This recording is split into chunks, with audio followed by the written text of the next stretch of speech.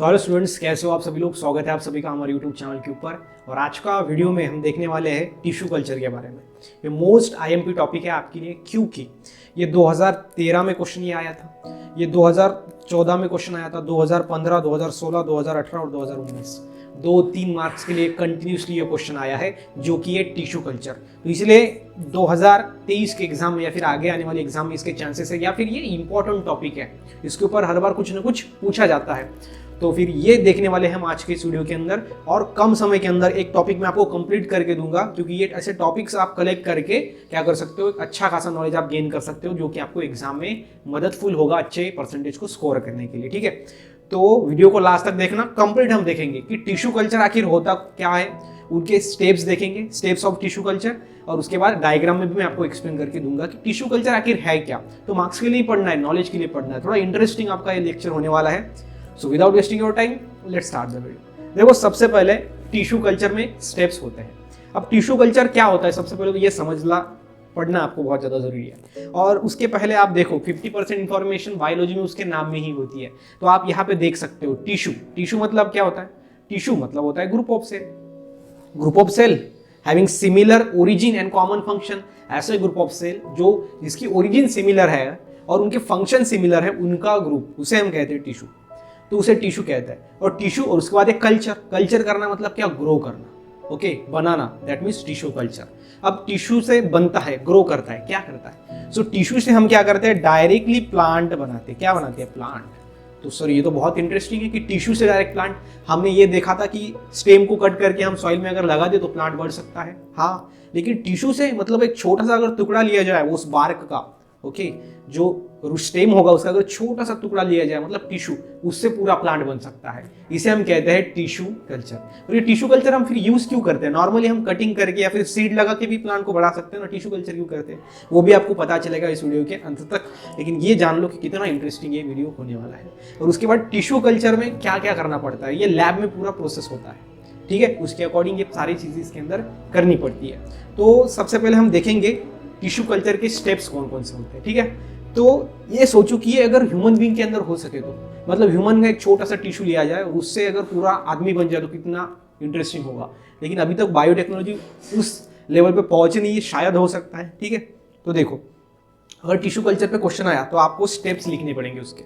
सो पहला होता है एक्सप्लांट। एक्सप्लांट क्या बनाना पड़ता है हमको, एक्सप्लांट बनाना पड़ता है सबसे पहले। एक्सप्लांट क्या है, तो एक्सप्लांट क्या है, एक पार्ट है। किसका पार्ट है, ये प्लांट का। देखो, plant a part that is excise from the original plant. जो ओरिजिनल प्लांट है उससे हम ये ले सकते हैं। फॉर एग्जांपल, ये हमारे पास प्लांट है जिसका हमको टिश्यू कल्चर करके एक नया प्लांट बनाना है, तो उसका एक छोटा सा टुकड़ा हम लेंगे और उसका ही नाम होगा एक्सप्लांट। क्या होगा, एक्सप्लांट।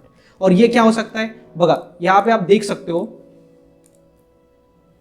तो आप यहाँ पे देख सकते हो ये क्या हो सकता है, ये सेल टिश्यू हो सकता है, या फिर एक आधा प्लांट का ऑर्गन हो सकता है, या फिर पैरेंकाइमल टिश्यू हो सकता है, या फिर मेरिस्टेम हो सकता है। ये सारे जो पार्ट्स है वो एज ए एक्सप्लांट हम यूज कर सकते हैं। तो सबसे पहले हो गया एक्सप्लांट कल्चर। एक्सप्लांट क्या है कि छोटा सा टुकड़ा टिश्यू का, प्लांट का, ओरिजिनल प्लांट। उसके बाद जो एक्सप्लांट है ना, उसको स्टरलाइज करना पड़ता है। क्या करना पड़ता है, स्टरलाइज, मतलब उसके अंदर जो माइक्रोब्स है जो हमको आंख से दिखते नहीं है, वो माइक्रोब्स वहां पे हमको निकालना पड़ेगा। ओके, सो उसको कहते हैं हम स्टरलाइजेशन।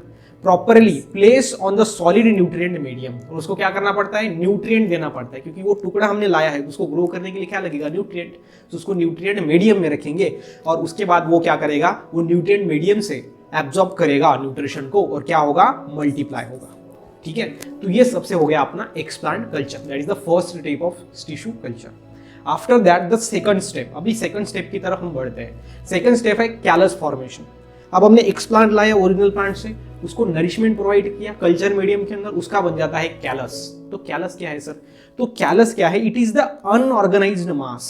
अब अनऑर्गेनाइज मतलब क्या, कि जिसको कोई ऐसा सटीक नहीं है स्ट्रक्चर, अनऑर्गेनाइज्ड है। ऑर्गेनाइज है क्या, नहीं, अनऑर्गेनाइज सेल का मास होता है, वो किससे बनता है, एक्सप्लांट से बनता है। फ्रॉम एक्सप्लांट, एक्सप्लांट से जो अभी ये छोटा सा टुकड़ा हमने लिया एक्सप्लांट प्लांट का, उससे क्या बन जाता है, ऐसा अनऑर्गेनाइज मास बन जाता है सेल का, लिविंग सेल का, उसको हम कहते हैं कैलस। मतलब उसको हम डिफाइन नहीं कर सकते कि ये इसका बॉडी है, ये इसका रूट है, ये इसका स्टेम है, unorganised mass. Okay, and callus is thin wall, उसकी वॉल कैसी होती है, थिन होती है, और वो लिविंग पैरेंचाइमाइटस टिश्यू से बनता है। किससे बनता है वो? लिविंग पैरेंचाइमाइटस टिश्यू से बनता है, ध्यान में रखना। उसको हम कहते हैं कैलस। मतलब सिंपल में ओरिजिनल प्लांट से हमने सबसे पहले एक्सप्लांट बनाया और उस एक्सप्लांट से फिर क्या बना? कैलस बना। तो आगे चल के ये जो कैलस है उसमें क्या होता है देखो, similar because they are produced by the mitosis. जो सेल्स होते हैं कैलस के वो होते हैं सिमिलर। क्यों? क्योंकि वो उसके अंदर माइटोसिस हुआ है। क्योंकि माइटोसिस होता है इक्वेशनल डिवीजन, जिसमें एक सेल से कितने सेल बनते हैं? 2 सेल, और जिसके अंदर क्रोमोसोम नंबर रिड्यूस नहीं होता, जिसके कारण जो नवीन सेल्स बनते हैं, जो न्यू सेल्स बनते हैं, वो कैसे बनेंगे? सिमिलर। ओके, सो फिर कैलस के अंदर जो भी सारे सेल्स आपको दिखाई देते हैं वो होते हैं सिमिलर। उसके बाद थर्ड स्टेप देखते हैं। थर्ड स्टेप है ऑर्गेनोजेनेसिस। अब कैलस अनऑर्गेनाइज था अपना, अब वहां पे ऑर्गन्स आने लगते हैं, और ऑर्गन्स आने की प्रोसेस को ही हम ऑर्गेनोजेनेसिस कहते हैं। कितना सिंपल है देखो, 50% इंफॉर्मेशन तो उसके नाम में ही है। ऑर्गन मतलब होता है एक ऑर्गन, और जेनेसिस मतलब फॉर्मेशन। तो कैलस से अब क्या बनेगा? ऑर्गन्स वहां पे डेवलप होंगे। Okay, this process of development different organ like root बनता है, वहां पे स्टेम बनता है, लीव्स बनता है, और किससे बनता है? ये कैलस से।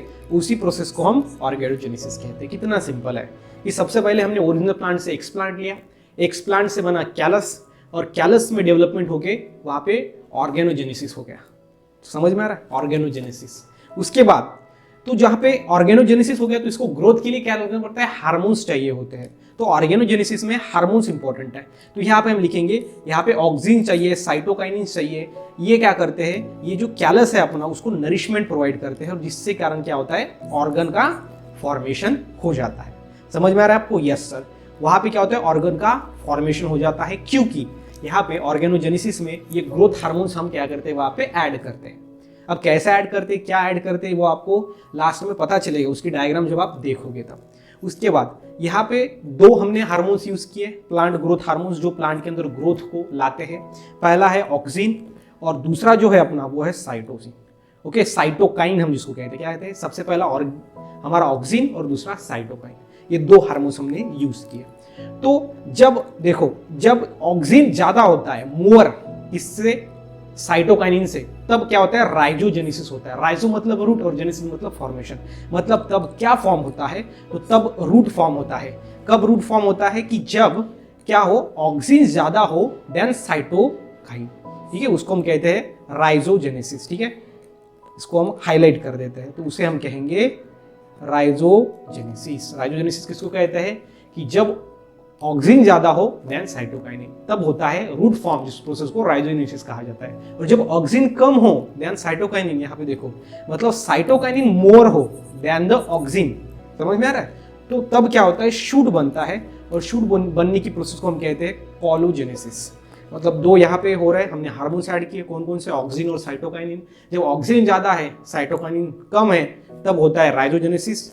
और जब साइटोकाइनिन ज्यादा है, ऑक्सिन कम है, हमने ऐड अगर ऐसा किया, तब होता है कोलोजेनेसिस। मतलब रूट भी बनता है और शूट भी बनता है। उसके बाद ये हो गया अपनी थर्ड स्टेप। उसके बाद होती है फोर्थ स्टेप, दैट इज सब कल्चरिंग।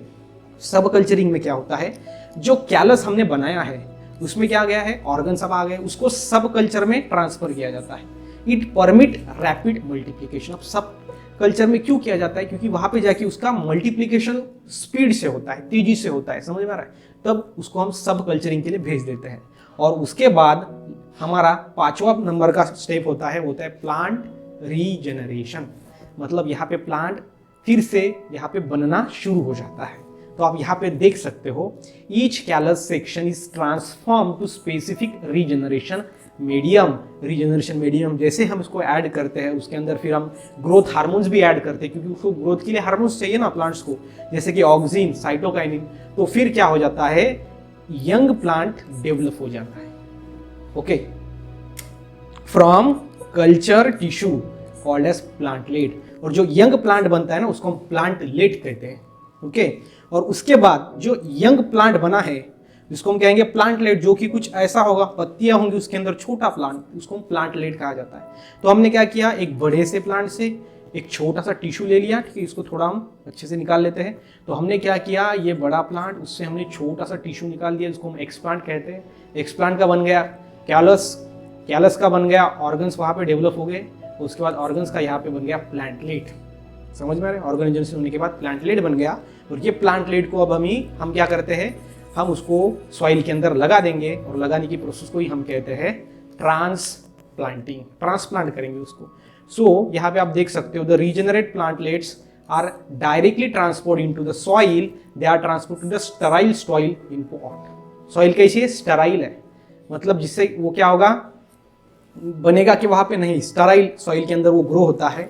और the pot plant kept in chamber, उसको चैम्बर में रखा जाता है, जितना अमाउंट ऑफ एनर्जी उसको चाहिए, सनलाइट उसको चाहिए, उसका उतना देना पड़ता है। और तब जाके क्या होता है, exposure to the environment, that is the hardening, hardening process होता है, जिस प्रोसेस में जो प्लांटलेट हम लैबोरेटरी में ये सारी चीज करते हैं और उसके बाद उसको फिर धूप देते हैं। उसके बाद यहाँ पे वो हार्डनिंग प्लांट जब हो जाता है, मतलब जब उसको एनवायरनमेंट के एक्सपोजर में ले लिया जाता है, जब एनवायरनमेंट में उसको थोड़ा एक्सपोज कर दिया जाता है, तब उसके बाद हम उसको फील्ड में ले सकते हैं। लेकिन फील्ड में लेने से पहले ध्यान में रखना, उसको हमने स्टेराइल जो पॉट था हमारा, स्टेराइल सॉइल से भरा था, उसके अंदर पहले लगाया था, ठीक है। तो ये ध्यान में रखना, उसके बाद उसको फील्ड में लगाया जाता है, वो ग्रो करने के लिए रेडी होता है। समझ में आ रहा है? तो ये सारी प्रोसेस होती है, मतलब कितने स्टेप्स होते हैं, 6 स्टेप्स होते हैं। तो आप यहाँ पे डायग्राम में देख सकते हो, ये हमारा है मेन प्लांट। इससे हम क्या करेंगे, एक छोटा सा टुकड़ा लेंगे यहाँ पे, और वो छोटे से टुकड़े से फिर क्या बनेगा, कैलस बनेगा। कैलस से फिर क्या होगा, ऑर्गेनोजेनेसिस। यहाँ पे रूट, यहाँ पे शूट बन गया, इसको हम कहते हैं कॉलोजेनेसिस। और रूट बन गया तो उसको कहेंगे राइजोजेनेसिस। कंप्लीट प्रोसेस को कहेंगे हम ऑर्गेनोजेनेसिस। और ऑर्गेनोजेनेसिस होने के बाद उसको हमने क्या किया, फिर ट्रांसप्लांट किया। ओके, उसको हमने पहले स्टेराइल सॉइल में लगाया, उसके बाद उसको हार्डनिंग प्रोसेस किया, जिसमें क्या किया जाता है कि एनवायरनमेंट को दिखाया जाता है, प्लांट को एनवायरनमेंट में ले लिया जाता है। ये सारी प्रोसेस लैबोरेटरी के अंदर होती है। उसके बाद फिर प्लांटलेट को फर्टाइल सॉइल के अंदर, जो फील्ड है उसके अंदर लगाया जाता है, और जिसके कारण देखो 1, 2 और 3, और 3 ही नहीं, ऐसे मल्टीपल थाउजेंड्स ऑफ प्लांट्स हम बना सकते हैं। तो ये प्रोसेस हमको यूज क्यों करनी है, ये सबसे इंपॉर्टेंट चीज है। तो देखो टिश्यू कल्चर में क्या होता है, विद इन अ मिनट्स आप वो प्रोसेस को कर सकते हो। विद इन अ मिनट्स मतलब क्या, एक एक स्टेप, ओके, पूरा मिनट में नहीं हो जाएगा, लेकिन एक कम समय के अंदर मैक्सिमम अगर आपको प्लांटलेट्स प्रोड्यूस करने हैं तो आप टिश्यू कल्चर की मदद से क्या कर सकते हो, ये काम कर सकते हो। जिसके अंदर आप अपने खुद के हिसाब से वो प्लांट की ग्रोथ डिसाइड कर सकते हो। बाकी एनवायरनमेंट फैक्टर उसके ऊपर रिएक्ट नहीं कर सकते। अगर आप नेचुरली प्लांट को लगाओगे और पानी नहीं आया ऊपर से, तो उसका क्या हो जाएगा, डेथ हो जाएगा। या फिर आप प्लांटलेट्स को लगाओगे और ऊपर से बहुत ज़्यादा पानी आ गया तो भी वो डिस्ट्रॉय हो जाएगा। लेकिन ये लैबोरेटरी के अंदर हम उसको एग्जैक्टली उसके साथ बना सकते हैं। एग्जैक्टली उसका जो डेवलपमेंट है उसको हम क्या कर सकते हैं, स्पीड बढ़ा सकते हैं, चेंज कर सकते हैं। और उसके बाद जब वो एनवायरनमेंट में जाने के लिए रेडी हो जाता है, तब उसको एनवायरनमेंट में ले जा सकते हैं और कम से कम समय में मैक्सिमम प्लांट्स हम प्रोड्यूस कर सकते हैं with the help of tissue culture. अभी एनिमल्स में ऐसा पाया नहीं जाता, लेकिन रीजनरेशन प्लानेरिया के अंदर होता है वैसा, लेकिन टिश्यू कल्चर नहीं। ओके, ये सिंपल में प्लांट्स का ही अंदर देखा गया है अभी तक। आगे जाके ऐसा हो सकता है कि एनिमल्स का एक छोटा सा टिश्यू से पूरा प्लांट नहीं, पूरा एनिमल बन सकता है। समझ में आ रहा है? तो ये ध्यान में रखना, यहाँ पे ये प्रोसेस आपको समझ लेना है। अगर ये नोट्स आपको चाहिए तो डिस्क्रिप्शन में एक वीडियो की लिंक है, जिससे आपको ये समझेगा कि नोट्स आपको कहाँ मिलेंगे। ठीक है, देखो मेथोडोलॉजी, पहला सबसे पहला स्टेप हमने देखा एक्सप्लांट कल्चर, उसके बाद देखा callus formation and its culture, then third organogenesis, then fourth है सब कल्चरिंग, देन फिफ्थ है प्लांट जनरेशन, और सिक्स्थ है ट्रांसप्लांटेशन और ट्रांसप्लांटिंग। तो ये सारी प्रोसेस होने के बाद हम ये डायग्राम पे आते हैं, और ये डायग्राम आपको निकालनी पड़ेगी, तब जाके आपको 3 में से 3 मार्क्स मिलेंगे। मुझे लगता है कि आज का एक टॉपिक आपको समझ में आया होगा। अगर वीडियो अच्छा लगा तो वीडियो को लाइक करना, चैनल को सब्सक्राइब करना। इसके साथ ही साथ मिलते हैं नेक्स्ट वीडियो में, तब तक के लिए stay happy, stay motivate. Thank you so much.